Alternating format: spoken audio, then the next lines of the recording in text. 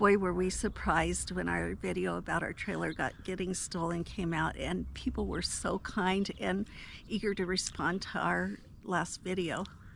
There were a lot of questions asked of us, so we're going to try to answer those questions now. Yes, we dealt with Progressive Insurance, which is really good, but it depends on whether you're a part-time or a full-time RVer, and it depends on which state you're from too. Yeah, each state has a different criteria for which plan you need. Who knows why we kept a bill of sale for 10 years, but thank goodness Mike put it into something. Yeah. That helped. So they knew what we paid for it, and was what I told them, and it all worked out. We needed a lot of receipts to show the insurance company, which we were able to find along with pictures in the cloud. Yeah, if you keep them in the trailer, it would have been gone. We did have some things in the pickup too. Fortunately, we had receipts from a refrigerator and suspension work we had done on the trailer, so they knew we weren't trying to scam them, because that amounted to thousands of dollars. Yeah, and it was 10 years old, and some people might want to just dump it and then try to get the insurance company, which I think or does the happen. Insurance settlement. Yeah, the price of travel trailers going up over the last few years.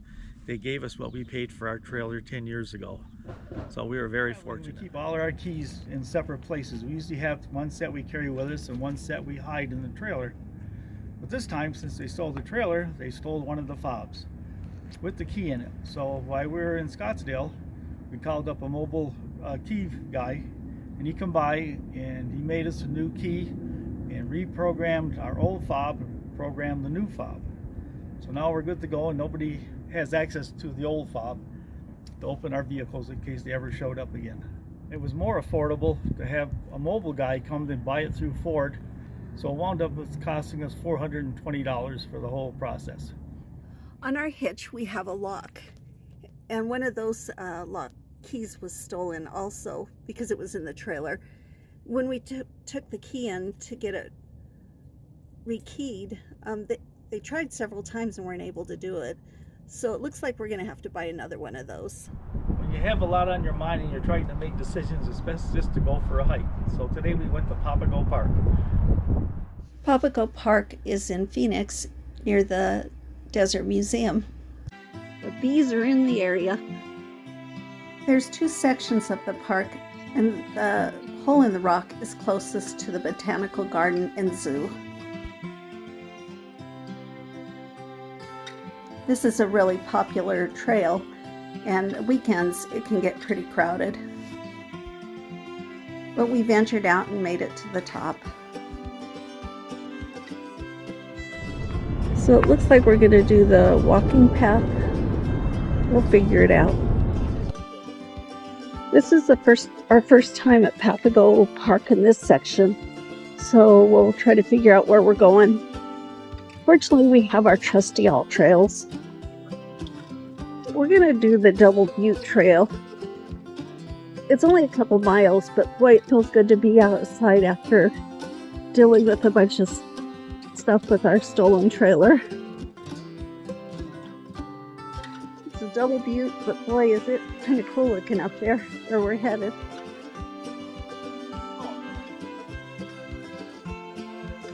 So we'll go to the right to do the Double Butte. The Little Butte is to the left, so we'll go right.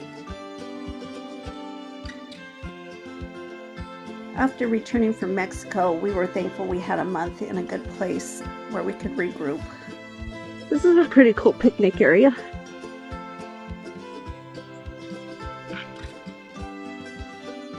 They have a wall all the way around it.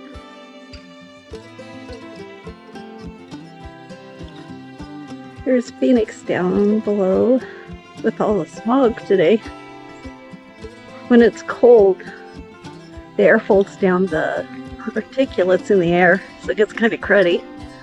They do have a drinking fountain, but no restrooms here. Gotta use the bushes. In the bush. The green door. A green door, yeah.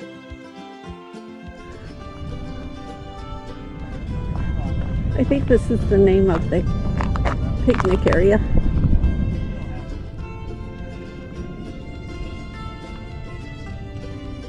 Our time is winding down before we go and get our new trailer. We appreciated having this park nearby.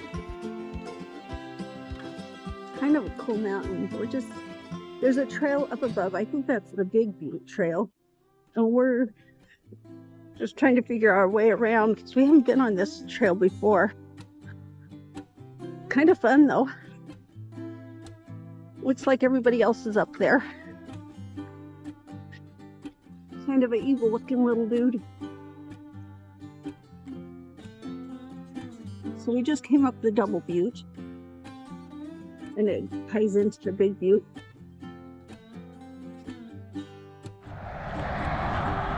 There goes Waymo. Here's a map of Papago Park. We're doing the Double Butte loop. We have lots of stairs to climb. We didn't have enough with the Double Butte, so now we're doing the Little Butte and heading back. It was good to make some decisions. Now we'll answer a few more questions.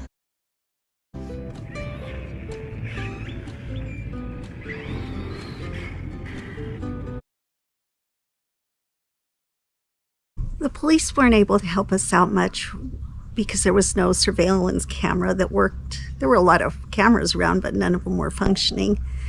And there was no witnesses other than the neighbors saw a white pickup truck driving around suspiciously. The sheriff's deputy asked why they didn't call him. They're just 5 minutes away. People kept saying that everything would work out, and I guess they were right. Mike had offered if I wanted to, once I had my surgeries on my face done for skin cancer, if I wanted to just go away someplace and not deal with it. But that would have just been hanging over our heads. So it was better to just stay and just keep working through it one thing at a time. We had a lot of questions about air tags, and we're definitely doing that. And we did have a hitch on our last trailer, but this time we're going with 3 deterrents. So we'll see if that makes a difference. You never know. It could happen again. But mostly we're just glad to be back on the road. We have a lot of adventures ahead, and here's just a few of what's to come. We'll also share with you the fiasco of licensing a used trailer that we purchased out of state. Phew!